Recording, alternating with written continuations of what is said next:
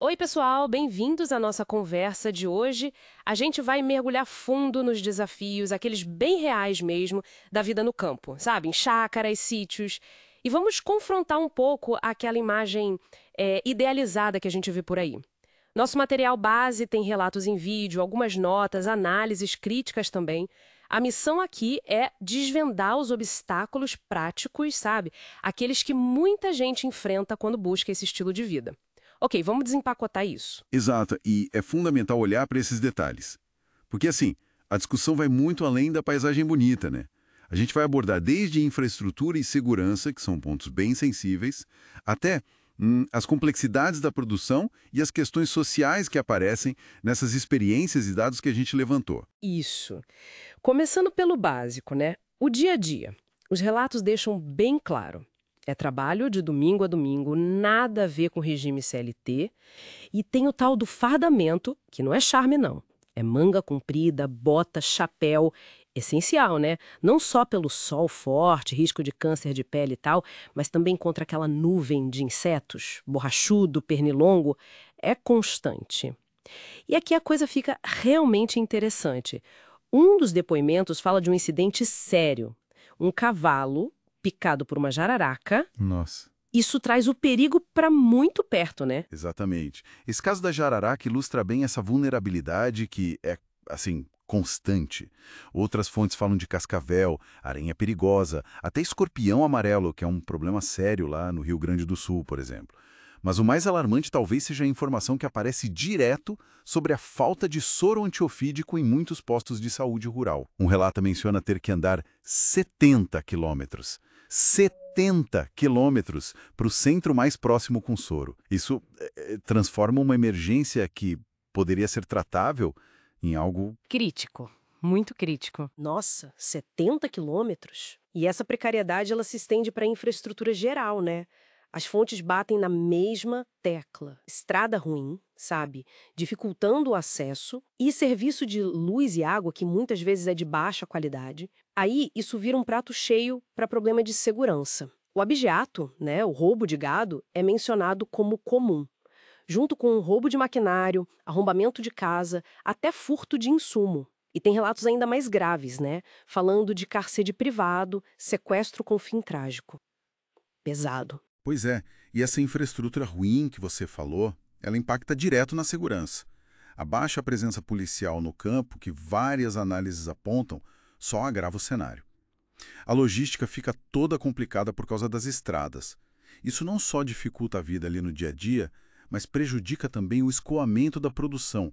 Sabe, se a gente conecta isso tudo, vê como essa falta de estrutura básica pode desestimular a atividade econômica e tornar a vida rural menos segura, menos viável, né? E falando em produção, aquele sonho do orgânico parece que encontra umas barreiras bem grandes.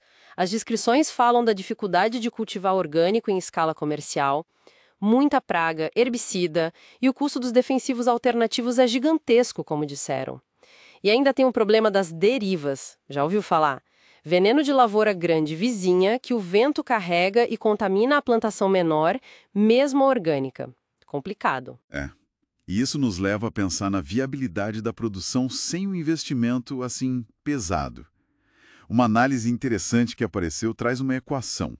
V igual a AHY. Simplificando, a viabilidade V hoje depende não só de energia e trabalho humano H, mas fundamentalmente de capital e tecnologia que estão implícitos ali para conseguir a produtividade Y necessária. Como diz um relato de forma bem gráfica, tem que ter máquina, tem que ter homem de ferro, tem que ter transformers. O trabalho humano sozinho tem limite, né? Envelhece, adoece. A tecnologia, desde comprar semente até o defensivo, é vista como comprar inteligência artificial. É essencial para ter escala. Uhum. Compensa o limite humano, né? E além do trabalho da produção, tem as questões sociais que apareceram bastante. A dificuldade no acesso rápido a médico para qualquer emergência, não só picada de bicho, é uma preocupação constante nos relatos. Outra coisa curiosa que surgiu foi o pesadelo, como descreveram, com o vizinho barulhento, especialmente naquelas chácaras muito pequenas, sabe? Fracionadas, alugadas para temporada, com menos de 2 hectares. Viram um problema. E claro, a questão da educação. Uma fonte chamou de estrangulante, por causa da precariedade de muitas escolas rurais. Esse é um ponto crítico mesmo. E um fio condutor em várias discussões é o problema crônico da sucessão familiar. Os dados, os depoimentos indicam isso. A falta de atrativos, sabe? Internet boa, lazer, as comodidades da cidade.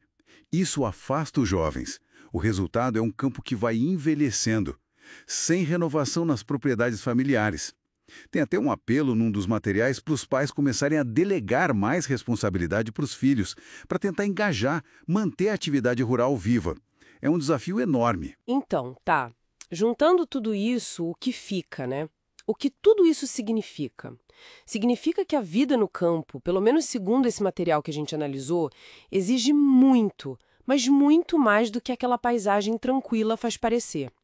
É um cenário de trabalho puxado, contínuo, resiliência contra perigo, contra o clima, precisa de investimento considerável e um enfrentamento diário com problemas sérios de infraestrutura, de segurança. A decisão de ir para o campo precisa ser muito bem informada por essa realidade complexa, exige quase uma mentalidade de, sei lá, gerente de risco, investidor, não só de quem busca um refúgio. Exatamente. E para fechar, uma reflexão que fica martelando, baseada numa frase forte que a gente achou nos materiais. Se a vida na cidade já parece impor dificuldades, no campo é 10 vezes pior.